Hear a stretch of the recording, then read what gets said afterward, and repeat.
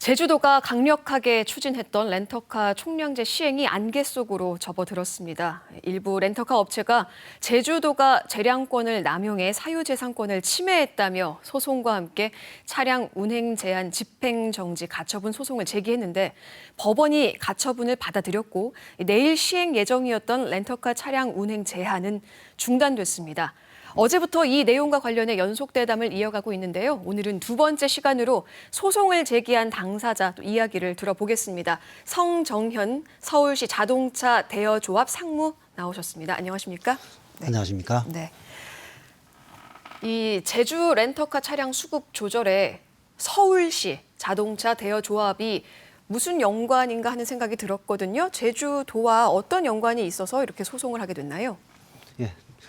저희 이번에 소송을 제기한 업체들 5개사가 서울 자동차 대여사업 조합의 회원사입니다. 네. 근데 그분들은 이제 사업을 해야 될 뿐이지 사업을 해야 될 뿐이 뭐 정책이라든가 이런 소송이라든가 이런 부분에 대해서는 뭐 개별적으로 하는 건 있겠지만 업계 전체의 문제에 대해서는 조합에서 직접 저희가 관여를 하기 때문에 어쩌면 뭐 간접적이긴 하지만 직접 당사자일 수도 있습니다. 네, 그러니까 서울시 자동차 대여 조합의 조합사들이기 때문에 이제 서울시 이렇게 대표로 나오신 거죠. 네. 제주도가 이 렌터카 총량제를 도입한 게 지난해 9월입니다. 이때 도내 128곳 전체 렌터카 업체에 동의 의사를 물었고 이제 9곳의 업체가 부동의를 밝혔어요. 이 가운데 5개 업체가 금방 말씀하신 서울시 자동차 대여 조합 소속이죠. 이 구체적인 반대 이유가 뭔지 좀 설명을 부탁드립니다. 총량제라고 하고 있는데 실제는 수급 조절제죠. 여기에 대해서는 원칙적으로 저희가 반대를 하지 않습니다.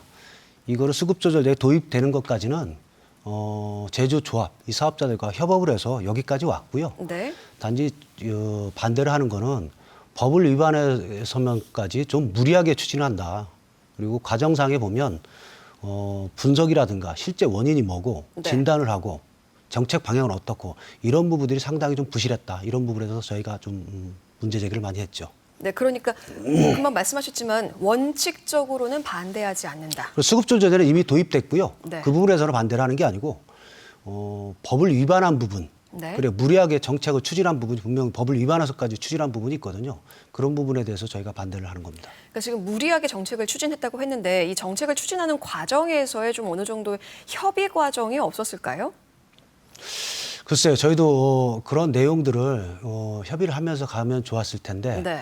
현재 제주조합의 대표격인 그 이사장이 벌써 3번째 바뀌었는데 그 이전까지는 좀 됐었는데 그 이후부터는 진행 과정을 보면 제주조합 사업자들 단체죠. 거기서 결정을 하면 의원회에서는 뭐 추인하는 정도처럼 보여지고요. 네.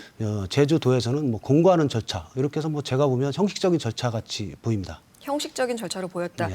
사실 이 5개 업체가 보유하고 있는 자동차 수가요. 전체 이 렌터카 수의 5분의 1 수준이에요. 네, 상당합니다. 굉장히 상당하죠. 네. 그래서 이제 어느 정도 좀 가장 키를 쥐고 있기 때문에 협의를 좀 많이 하려고 노력을 했을 것 같은데 가장 이게 타협이 안 됐던 부분이 어떤 점이었을까요, 그럼? 일단 분석하는 과정부터가 네. 연구 용역서를 보니까 거기서 분석하는 거에 가장 핵심적인 내용부터 좀 잘못돼 있었고요. 네. 그래도 그런 부분은 뭐 협의를 했으면 좋았을 텐데 그 핵심적인 내용이라는 게 어떤 거였을까요? 이런 겁니다. 수요 조절제라는 거는 수급 조절제라는 네. 거는 수요와 공급을 조절을 하는 거거든요. 물론 뭐 정책성을 잘 따져보면 법에서는 뭐 차량 운행에 관해서 교통체증 이런 문제도 나오지만 실질적 본질로 가면 수요 공급을 조절을 하는데 수요를 판단한 게 보면 2만 5천 대를 판단하는 연구용의 근거가 나와요. 네. 근데 그 근거를 보면 기본 근거를 잘못 제시했다. 2만 5천 근거 자체가 잘못됐다. 네. 잘못했다. 왜냐하면 도내 입도객이 12만 명 정도, 일일 입도객이 12만 정도에다가 현재 렌트카 수송 분담률이 63%를 45% 줄이겠다. 왜 45%인지는 없어요. 45% 줄이겠다. 거기에다가 그 이용자가 2.1명당 렌트카를 쓰더라. 그래서 그걸 계산해 보니 2만 5천 대가 나옵니다. 네. 근데 2만 5천 대라는 거는 그분들이 와서 그날 빌려서 그날 반납을 해야 다음날 다른 사람이 쓸 수가 있어요. 네. 제주도에는 통상 2일에서 4일, 통상 3일 정도 관광객 들어오면 3일 정도를 머무는데 그러면 최소한 7만 5천 대 이상의 대수가 필요하거든요. 그런 근거도 사실은 좀 미흡하게 제시가 돼 있더라고요. 그렇기 때문에 이 렌터카 총량제에 반대를 한다는. 아니요, 수급조제 총량제는 찬성을 합니다. 하지만 그러니까 강제적으로 시행하는 거에 강제적으로 대해서, 네. 법에도 근거가 없는 감찰을 강제적으로 한다는 거는 동의하기 좀 어렵죠.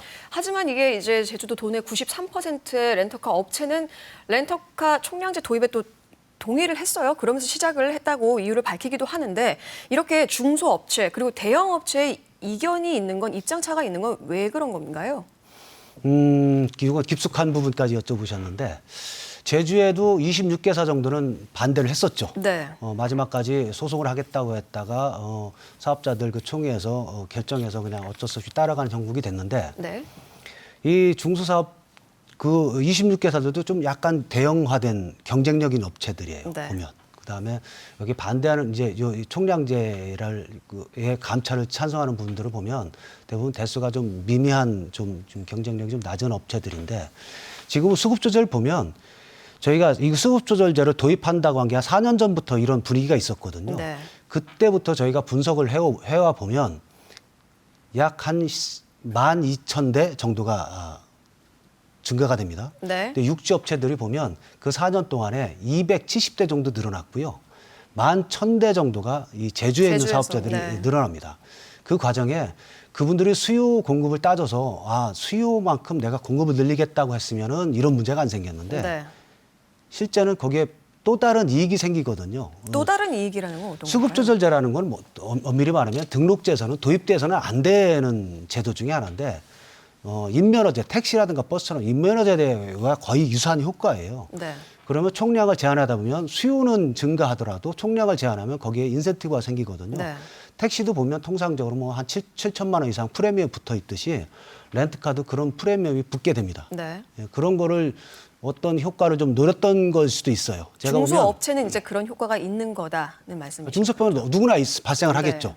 그러다 보니까 수요의 판단 없이 한 20, 30%는 차가 거품으로 늘어난 것 같아요. 네. 그러다 보니까 이대로 운영했다 망하겠다 뭐 이렇게 뛰들르고 막 이러시고 계신데 네. 그건 수요 공급을 판단을 제대로 잘 못한 못한 데서 이유다. 네. 발생한 것 같습니다. 결국에 뭐 이제 제주도를 상대로 소송을 택했고 내일부터 시행 예정이었던 차량 운행 제한 어제 이제 법원의 가처분 인용으로 중단이 됐어요. 예. 네.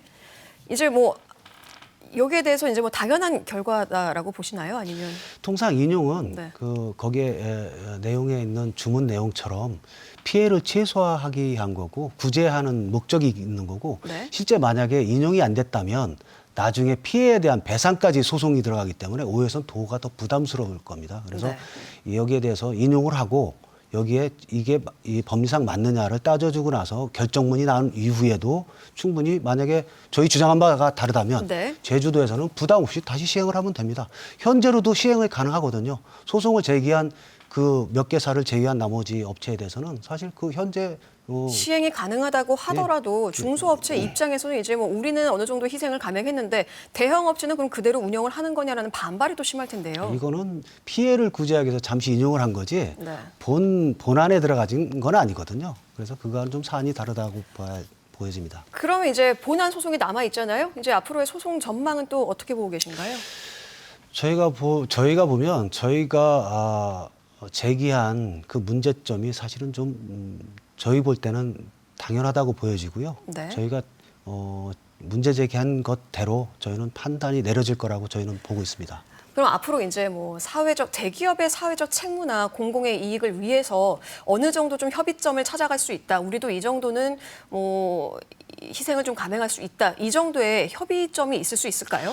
관점이 만약에 그런 관점이라면 해야 되지만 네. 현재 지금 대기업 중소기업 프리미엄을 자꾸 이렇게 어떤 구두 양상을 만드는데 대기업 중소기업 프리미엄으로 갈 수 있는 게 아니에요. 저희 조합의 회원사들도 한 2% 빼고는 다 중소사업자인데 네. 대기업 중소기업으로 나눠야 될 프레임은 아닙니다. 왜냐하면 이걸 법을 위반하면서까지 정책이 나왔는데 네. 이 법을 위반한 부분을 저기 대기업 중소기업하고 뭐 무슨 내용을 가지고 한다 그런 부분으로 프레임으로 갈 수는 사안은 아닌 네, 것 같습니다. 알겠습니다. 오늘은 여기까지 듣겠습니다. 모레는 도내 업계 대표죠. 강동훈 제주자동차 대여조합 이사장과 또 이야기 나누도록 하겠습니다. 고맙습니다. 예, 고맙습니다.